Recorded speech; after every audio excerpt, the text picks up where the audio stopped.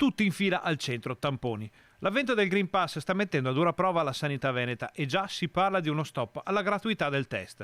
Luca Zaia conferma che qualcosa cambierà, ma non nelle prossime ore. Per ora i tamponi restano gratuiti, soprattutto questa settimana di Ferragosto, per non creare disagi. Ovvio è che anche oggi abbiamo un risultato di tamponi di 52.000 tamponi, che sono una cifra paurosa. Zaia ha parole di elogio per la macchina regionale dei tamponi e ringrazia operatori, medici e infermieri sottoposti in queste ore a un vero tour de force.